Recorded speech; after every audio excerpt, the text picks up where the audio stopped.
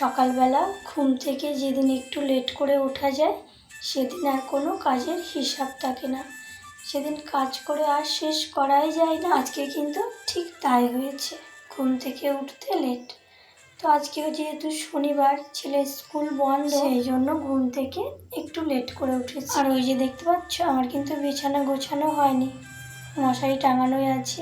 ছেলে কিন্তু এখনও ঘুমাচ্ছে, তো ও ঘুমাচ্ছে, ওকে আর ডাকলাম না।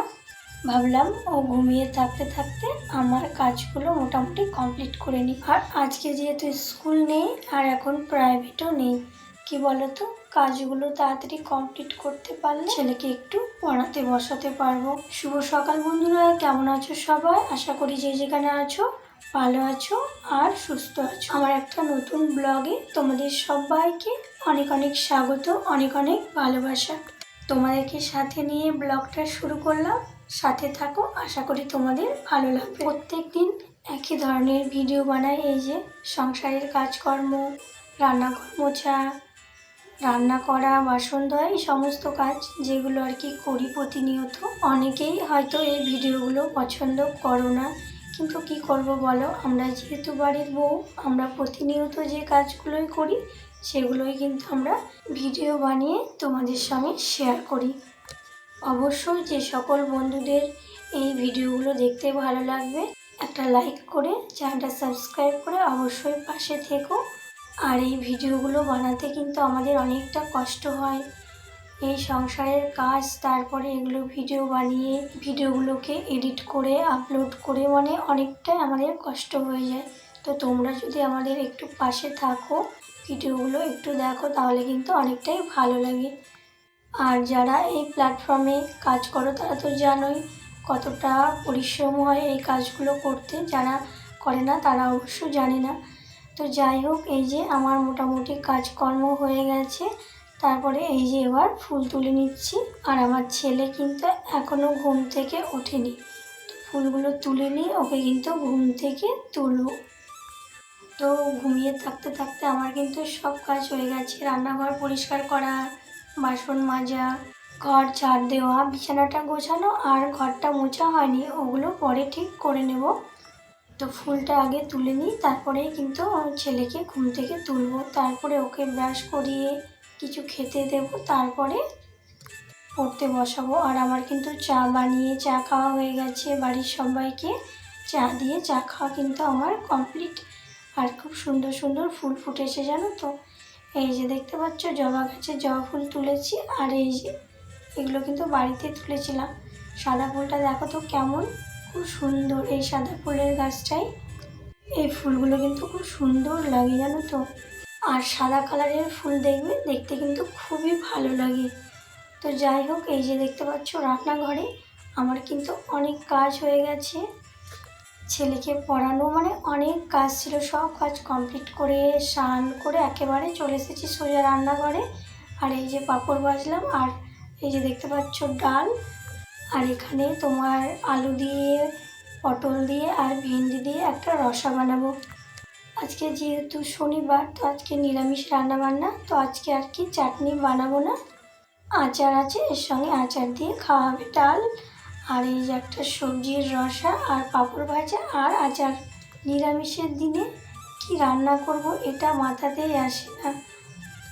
আমিষের দিনে কিন্তু এই অসুবিধাটা হয় না, কি বলো তো, তুমি মাছ করলে, মাংস করলে, ওর সঙ্গে যাই করলে তাতেই কিন্তু হয়ে যায়। আর নিরামিষের দিনে মানে সবাই খেতে চায় না, নিরামিষটা পছন্দ করে না, তবুও কিন্তু আমাদের সপ্তাহে 2 দিন করে নিরামিষ খাই। তো আমার বেশ ভালো লাগে নিরামিষ রান্নাবান্না খেতে। তো রান্নাবান্না খাওয়া দাওয়া সব কমপ্লিট, আর একটু বিকেলের দিকে বাগানে এসেছি। আর এই করমচা গাছটা তো অনেক ভিডিওতে শেয়ার করেছি, বাগানে আসলে আমার কিন্তু এই করমচা গাছটার দিকেই চোখ যায়। আর দেখেছো খুব সুন্দর লাল লাল হয়ে গেছে করমচাগুলো, এগুলো জামাই ষষ্ঠীর দিন কিন্তু মানে অনেকেই নিতে আসে। আর এই করমচার চাটনি খেতে কিন্তু খুব ভালো লাগে, আজকে ভেবেছিলাম করমচার চাটনি করব, তো আর কি গরমের জন্য আর বেশি রান্নাবান্না করতে ইচ্ছা হলো না। তো সামনের দিন করব করমচার চাটনি, খেতে কিন্তু খুব ভালো লাগে, একটু বেশি করে মিষ্টি দিতে হবে, তাহলে করমচার চাটনি খেতে কিন্তু ভালো লাগে, আমার খুবই ভালো লাগে জানো তো। দেখতেই পাচ্ছ কি সুন্দর, মানে কিভাবে হয়েছে করম চা। এতে থেকেই সেই লাল চেরিগুলো তৈরি হয়, জানো তো। আমি একবার ট্রাই করেছিলাম কিন্তু পারিনি। আর এই যে দেখতে পাচ্ছ, এটা কিসের ফুল বলো তো? বড় এলাচের ফুল, দেখেছো গাছটায় কতগুলো ফুল হয়েছে, এদের থেকে কিন্তু এলাচ হবে। আর এই গাছটার পাতাগুলো দিয়ে এত সুন্দর গন্ধ বেরোয়, কি বলবো তোমাদের। এলাচের যেমন গন্ধ বেরোয়, এই পাতাগুলো অনেকটা কিন্তু ওই রকম গন্ধ। আর এই যে ফুলগুলো দেখেছো, খুব সুন্দর। ফুলগুলোও কিন্তু দেখতে অনেকটা সুন্দর। এই গাছগুলো কিন্তু সব ফুলে এরকম ভর্তি হয়ে যাবে। আর এই যে দেখতে পাচ্ছ কত বড় কুমড়ো, অনেক বড় কুমড়ো হয়েছে। তো ভাবলাম তোমাদের সঙ্গে একবার শেয়ার করি। তো দেখতেই পাচ্ছ কুমড়োটা আর কি পাড়তে হবে, নাহলে কিন্তু নষ্ট হয়ে যাবে। তো কালকে আর কি কুমড়োটা পেরে নেব। আর এই যে আমগুলো বলো তো কত সুন্দর লাগছে দেখতে, গাছ ভর্তি হয়ে আছে। আর এবছরে কিন্তু প্রচুর আম হয়েছে, সব গাছে কিন্তু অনেক অনেক আম হয়েছে, জানো তো। আর এগুলো কি বলো তো, এইগুলো হলো মুরগির খাবার। তো দেশি মুরগির ঘরটায় খাবারগুলো আমি এখন দিয়ে দেবো, চলো। আর খাবার দেওয়ার ক্যামেরাটা করতে পারিনি, যেহেতু আমি স্ট্যান্ডটা আনিনি, বাড়িতেই আছে। এক হাতে ভিডিও করা কিন্তু অনেকটা সমস্যা। আর এই যে দেখতে পাচ্ছ এই স্ল্যাবগুলো, এই যে এগুলোই কিন্তু রাত্রিবেলায় আমাদের কারেন্ট দেওয়া থাকে। পুরোটা আর কি ঘিরা আছে, যত ফার্ম আছে চারিদিকে এইভাবে ঘিরা আছে, জানো তো। আর এগুলো রাত্রিবেলায় ঠিক কারেন্ট দেওয়া হয়, তাহলে কিন্তু মানে অতটা ভয় থাকে না।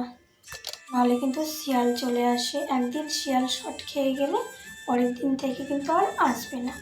আর এখানে বাইরে দেখছি আমার এখানে 3টে ডিম পড়ে আছে, কখনো হয়তো মুরগি বেরিয়েছিল, এখানে ডিম দিয়ে দিয়েছে। আর এক জায়গায় ডিম থাকলে ওখানে কিন্তু সব মুরগিগুলো ডিম পাড়ে।